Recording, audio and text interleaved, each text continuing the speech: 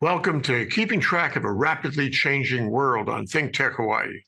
I'm your host, Jay Fidell.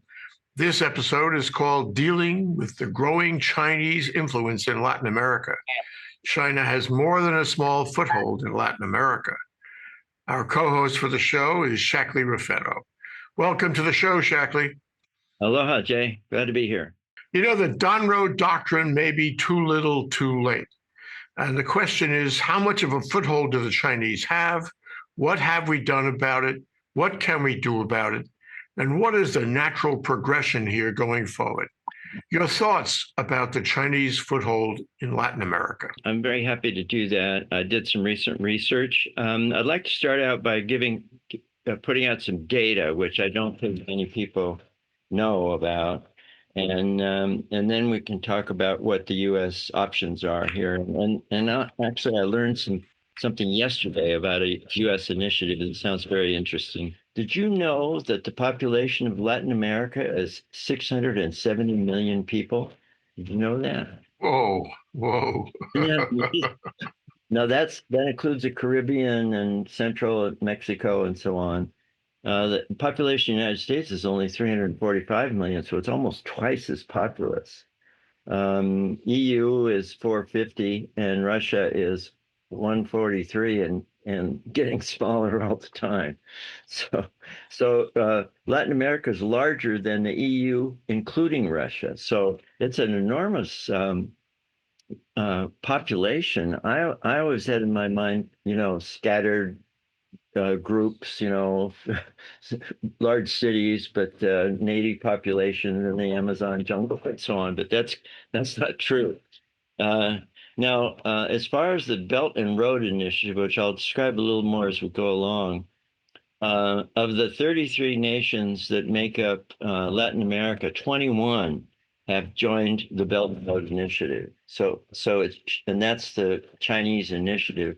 So that's a huge number of the nations of Latin America. Panama is kind of an exception. It joined in 2017, but then exited, and I'll talk about that more later, in 2025. Colombia joined in May 25, and Brazil did not join, but has had lots of investment from China, particularly sells a lot of soybeans and so on to China. China is the largest trade partner with South America, larger than the United States. It takes 28% of South America exports, whereas about 16 go to the U.S. U.S. is still the largest as far as Mexico and Central America is concerned, but not South America. And the exports that are of interest to China include soybeans from Brazil. And you may recall that President Trump has exercised about talking to President Xi about buying U.S. Soybeans. And the Chinese have apparently worked an arrangement with Brazil to get a lot of soybeans from Brazil. And the Belt and Road Initiative has created a way for them to bring the soybeans to the huge port I'll describe in Peru and go straight to China. Iron ore is available in South America. A big rare earth resource there is lithium. There's what's called the lithium triangle, which includes Bolivia, Chile, and Argentina, and represents 1/2 of the world reserves of lithium, and supplies all the lithium that China uses to build its electric cars, which is very interesting. Chile and Peru export copper. They have 1/3 of the world output of copper. 40% of that is exported to China every year. Let's see. It does this by making loans mostly, but also purchasing ownership interests in ports and things like that. In terms of ports, did you know that there's 118 ports on the two ocean sides in Latin America?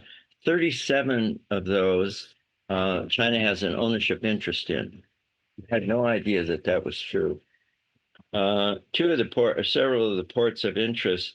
There's a huge port in Chancay, I think it's pronounced, in Peru, 60% owned by China. It's a huge $3.5 billion investment. It's a deep water megaport. China fronted $975 million to Peru to build it in 23 on a 15-year loan, and we'll see if they're able to pay that off in that period of time. But it's capable of loading and unloading the largest container ships in the world. So it's a huge port, and it allows China to export the minerals and soybeans and so on that they get from South America straight to China. They don't have to go through the Mexican port or Long Beach or any of the ports that they've used in the past, and that saves them about 6 or 7 days. You may have heard of the recent ruckus over the Panama Canal. What had happened was President Trump was very unhappy that C.K. Hutchison, a Hong Kong company, probably derived from the old British interests in Hong Kong, had control over the operation of the canal and the ports on both the Atlantic and the Pacific side. And what happened was somebody challenged that in the court system in Panama, and the Supreme Court of Panama a few days ago ruled that those agreements with China, with C.K. Hutchison, were unconstitutional, so terminated those agreements. And China not very happy about that and is in the process of trying to challenge that. But and then, as I mentioned, Panama withdrew from the Belt and Road Initiative. So there were big changes there. That might portend something for the future as a way to deal with the Chinese influence in Latin America. I'm not sure if that could be, extrapolated to other nations, depending on their legal systems and their desire.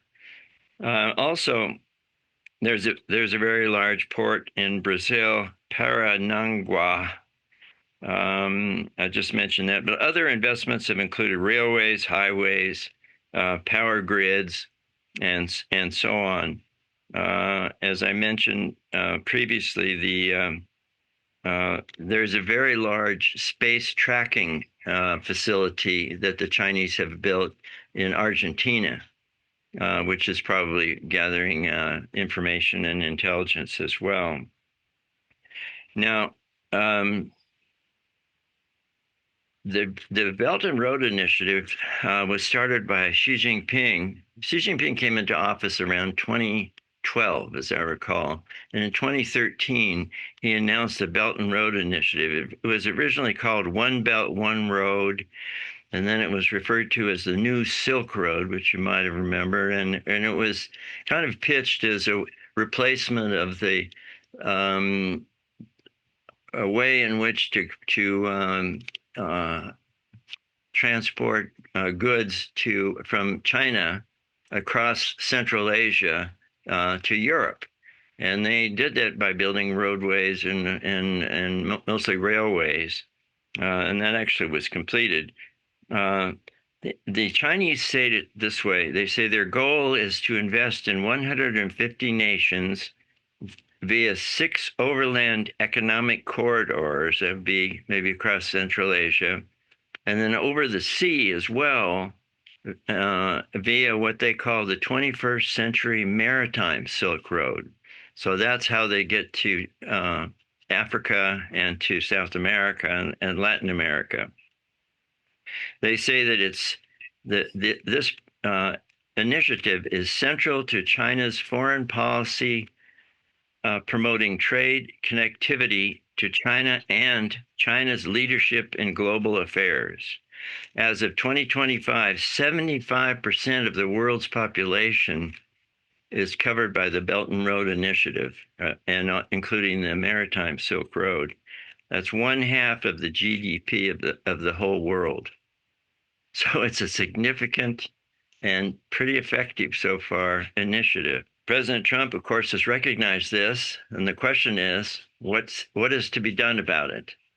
And he actually announced his intent in the 2025 national security strategy, and I'd just like to read what he said about this. He said, "We want a hemisphere that remains free of hostile foreign incursion or ownership of key assets, and that supports critical supply chains. And we want to ensure our continued access to key strategic locations. In other words, we will assert and enforce a Trump corollary to the Monroe Doctrine." And that's where we get the reference to the Donroe Doctrine. Well, the question is, how do you do that?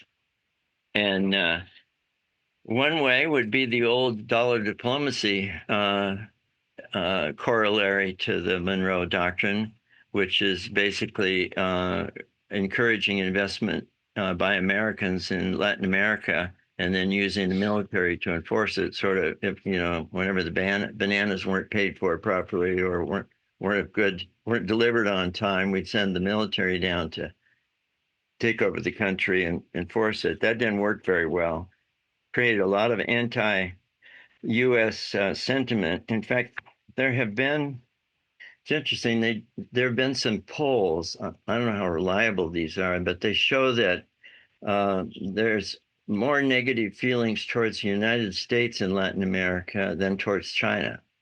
So that's part of the challenge, is that we have a kind of bad reputation in Latin America for a lot of reasons over time, but probably just this self-centered assertiveness that has sort of characterized the Monroe Doctrine. Another approach may be the one that the Panama came up with, using the legal system to find the agreements with China to be unconstitutional. But that would depend upon the different legal systems in different countries, and would depend upon the desire of the judicial system and the government to go in that direction. So that's not too likely. Then there's the Venezuela model, which again is the use of military forces, and is useful once, but I don't think that's useful over time. An interesting thing about that is about what happened in Venezuela is we took control of the oil, and a large portion of it went to China, and China had loaned about $100 billion to Venezuela, and Venezuela was repaying that through oil, and but it was valued in yuan, not dollars, and it was being sold at a very low price. So China got an advantage there. And one of the dissident Chinese commentators, Jennifer Zhen, online, she has a contact in China, and she says that oil goes to the account of Xi Jinping's sister, who then in turn sells it to the Chinese government at a markup price, and so she makes the middleman profit on it, which is huge. I don't know if that's true or not, but that's what she says. So that was kind of interesting. So perhaps the use of oil pressure, so to speak, interrupting the flow of oil to China might put pressure on them and maybe cause them to rethink the Belt and Road Initiative. But one other initiative that I just found out about yesterday, and there was a meeting in Washington, and it was called the 2026 Critical Minerals Ministerial. And it was a meeting sponsored by the U.S. and hosted by the Secretary of State and some other the Vice President. And attending were 54 representatives from 54 countries, including also the European Union, which is another 43 countries. So 97 countries were represented there. 8 from Latin America, including Peru, where the big harbor is, Paraguay, Mexico, interestingly enough, Bolivia, and Brazil, which is another interesting one. And the purpose of it was to try to reach an international agreement regarding the mining, processing, and refinement of critical minerals. And in the United States is a list of about, I think, 75 critical minerals, not all of which are mined in America. But one of the problems is that countries like China will dump critical minerals on the market, and so it lowers the price and makes it unprofitable for local companies to develop mines, which of course are very capital intensive. So the idea is to have an international agreement which provides funding through the U.S. Export Bank to companies and countries that want to develop their minerals, strategic minerals. At the same time, President Trump just signed into law something called Project Vault. And what that is a national reserve of critical minerals, so that the United States will buy critical minerals for storage purposes, and that'll create the idea is that'll create a market, and then there'll be price floors established so that they can't be undersold. And the idea is that the funding will go in through the Export Bank. It will fund private and government initiatives to encourage mining for these minerals, and then there'll be the starting of a market for them, and the market will be supported by mutual agreement of all these countries. And the number of countries that signed up and showed up, they didn't all sign agreements, but a lot of them did, is pretty large. And I was thinking as I was learning about this, that's probably the model that's going to be used in Latin America by the Trump administration in order to reestablish itself in the good grace of the Latin American nations. I don't know what you think about that, but that's what I thought. And then I thought, well, the other thing that America can do, which I've mentioned before, is to encourage and support Javier Milei, the president of Argentina, in his effort to try to gather an alliance of market-based economies in Latin America. There are several: Ecuador, El Salvador, Paraguay, and Uruguay, and so on. He hasn't really done anything formal with it, but there are countries that are leaning in the direction of market-based economies, and so that's another possibility, and we should absolutely support that. One of the issues that comes up, though, is if American companies are going to go into South America and assist in this effort and compete with the Chinese in the Belt and Road Initiative, they're confronted with the U.S. Foreign Corrupt Practices Act, which prevents citizens or entities in America from using bribes to promote their business interests. But what's interesting is that does not apply to the CIA. Did you know that? and so it's a feasible.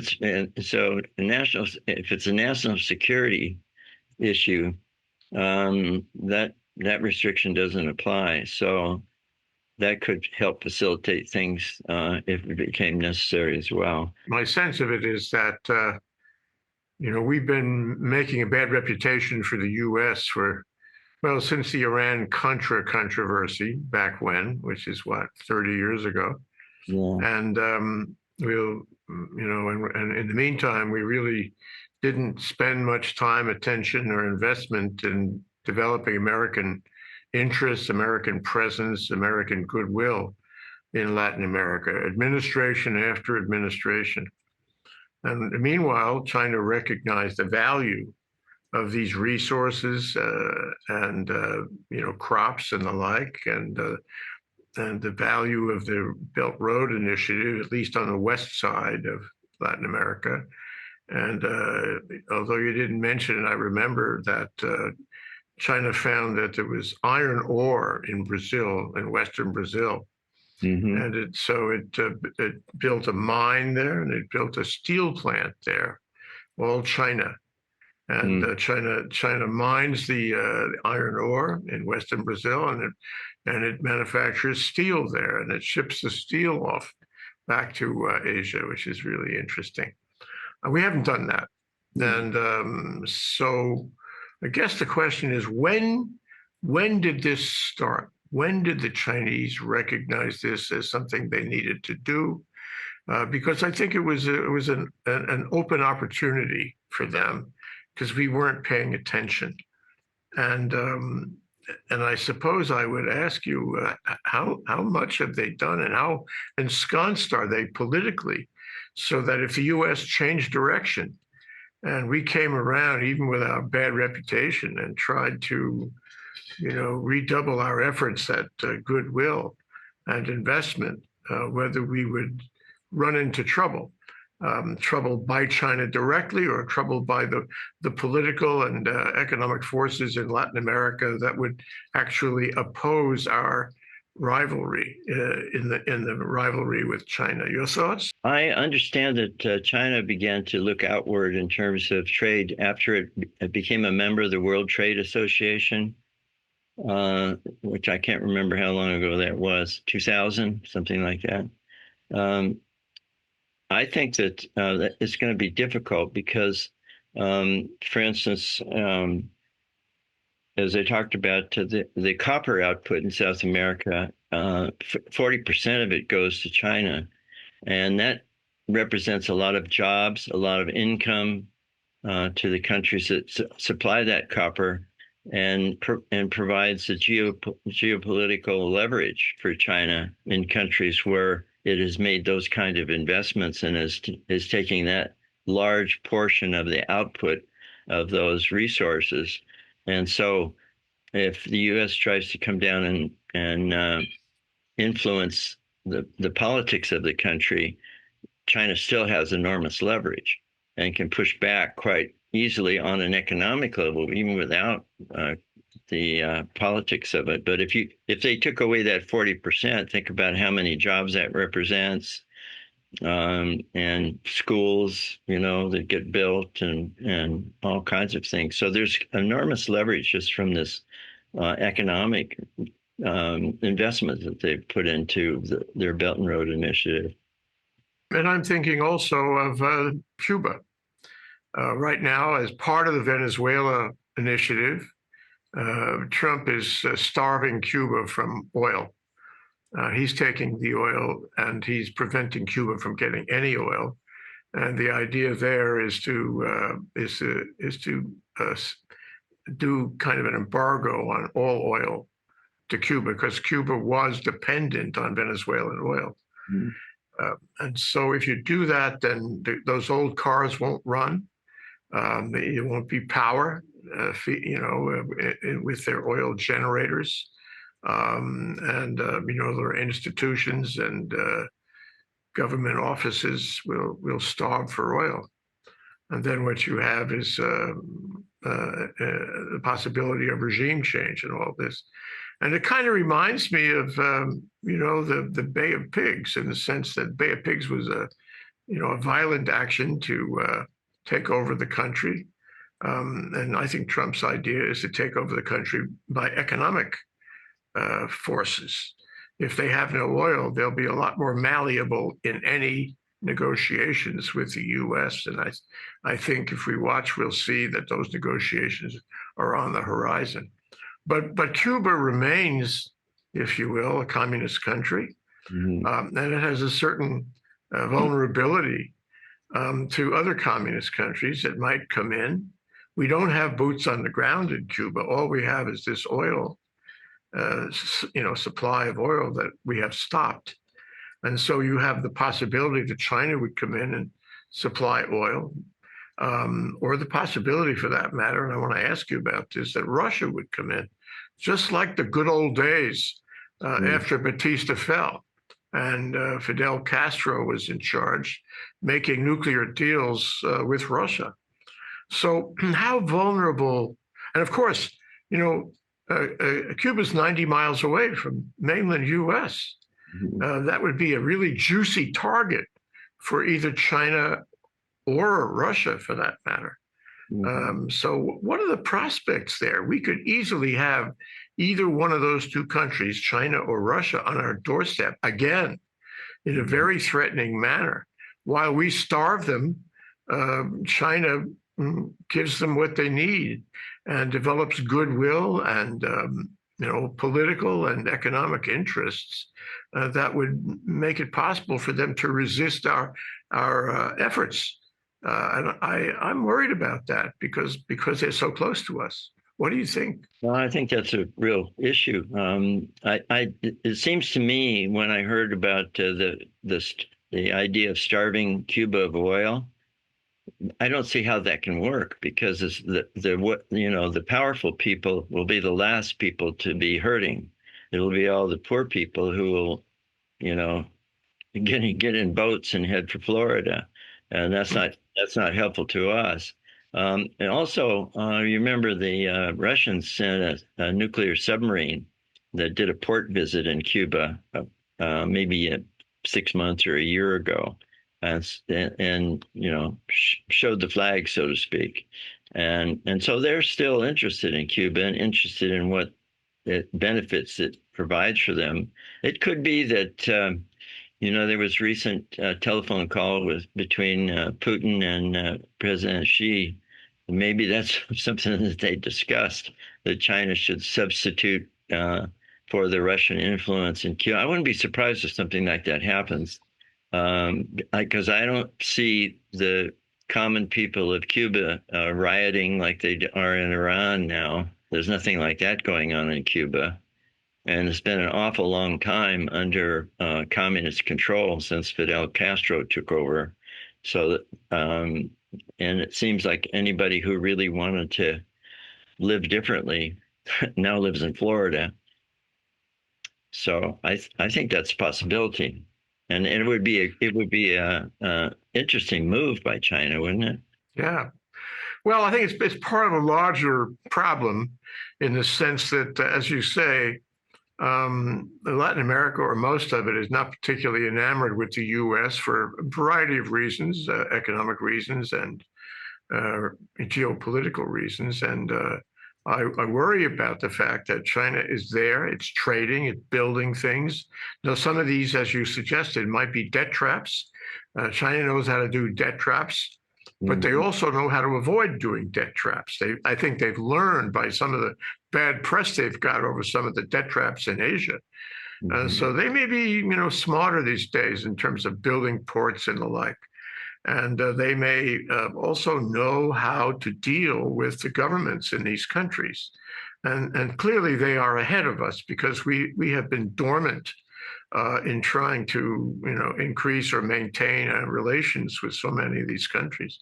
So I guess the question I would ask you is, how far behind are we? How much trouble, how much effort, how much cost, how much, work would we have to do to get into Latin America? And what do we bring to the table to make them like us, to make them trade with us? Especially when we're in direct contention with China and maybe to some lesser extent Russia. Well, it's interesting. We've developed so separately. The soybeans was an interesting thing that I didn't realize that Brazil produces all those soybeans. So that's a direct competition with the significant economic output of the United States. I had no idea that was the case, and I guess we either knew and didn't pay attention to it, and probably other things as well. Although we're probably dependent upon the copper and the other rare minerals, and we'd like to sign them up to assist us there. Um, I don't know. I think it's going to be a long time. I think there's so much bad, basic bad feelings about the North, that it's going to take a long time to rebuild trust. We've treated South America or Latin America like a poor cousin. We still are, and our border policies are really tough on them, and they know it. I mean, on the one hand, a lot of those countries are poor, and they have cartels and gangs that make life impossible for the average citizen, impossible and dangerous.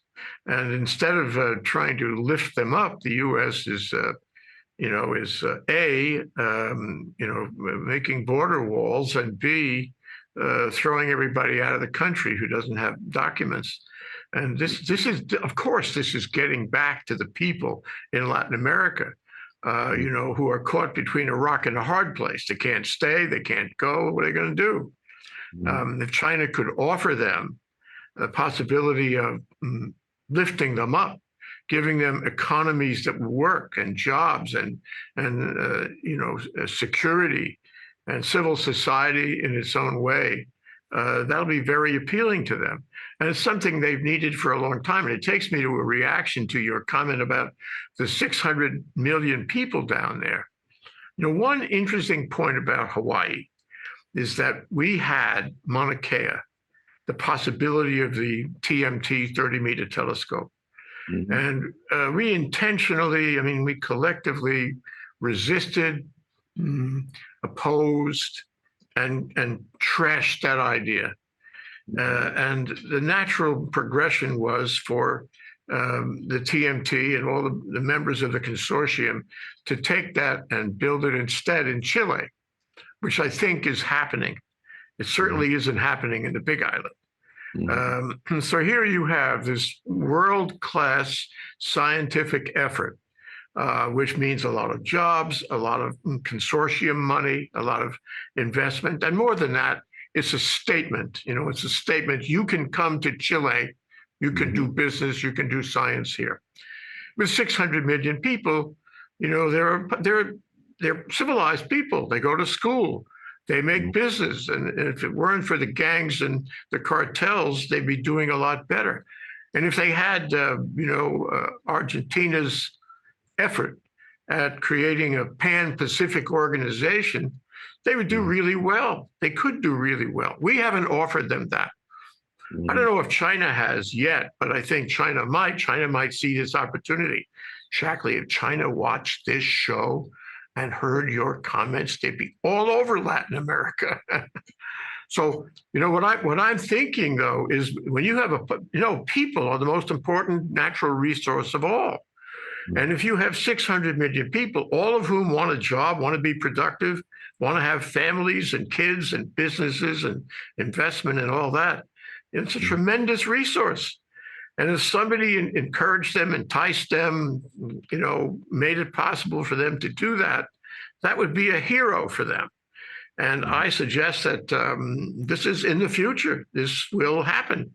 And if we aren't nice to them and we don't threaten them or send boots on the ground or attack them, if we're moderate in our relations with them, if we are helpful in the development of their resources, we'll be heroes, and so will China. And so to me, this is really critical. James Monroe, 1823, had this idea about being sort of the capstone of Latin America. And he didn't have the resources to actually do what he wanted. He threatened everyone to stay out while the U.S., enjoys this kind of magical hegemony. But the fact is, we haven't done what he contemplated in 1823. And so I say to you, it's an opportunity for China. And if China were watching carefully, they'd be way ahead of us.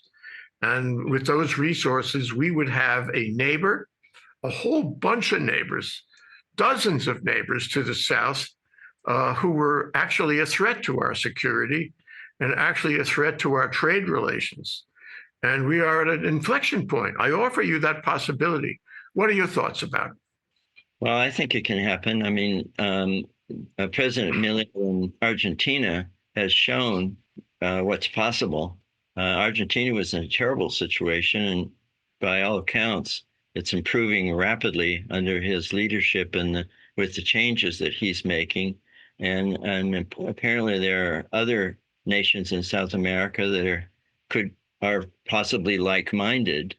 And so there could be something that gets started there, and with the mineral initiative that is just started by the United States, that could help, and that could expand to other kinds of assistance.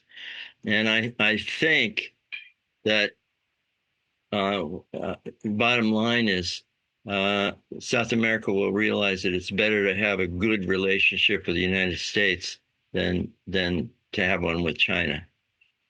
Yeah, knock wood. Yeah. We're almost out of time, Shackley.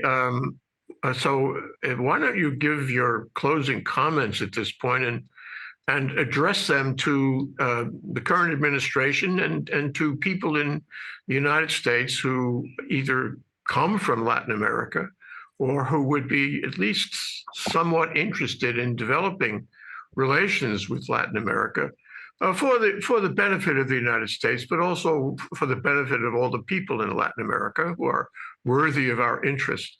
The evidence now is that the U.S. administration has realized the significance of what's going on in South America and the necessity to do something to try to reduce the influence of China, and to do that by encouraging South America to develop in a way that's best for its people. It's going to be a long road to hoe, but I think that this new initiative is a great start.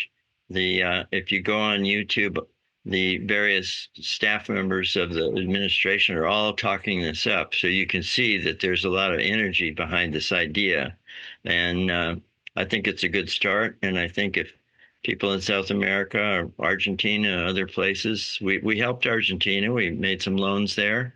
That seems to have been helpful, and that we should, people in those countries should seek out the United States. It's a good time to ask for help. I think it would be on offer if it's requested. Good time to offer help, and it's a good time to make it clear that the U.S. is back or would be back. It's a good time to make people in Latin America understand that we're here for the long term, just as James Monroe, was advocating way back when.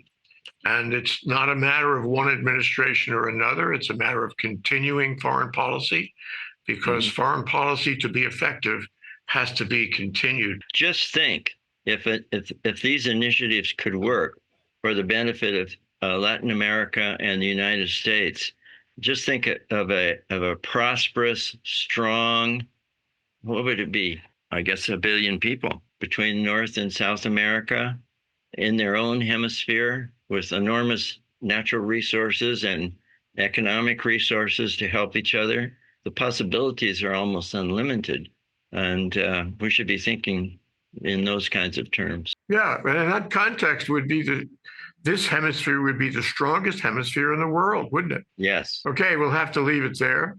Thank you so much to our esteemed co-host, Shackley Raffetto.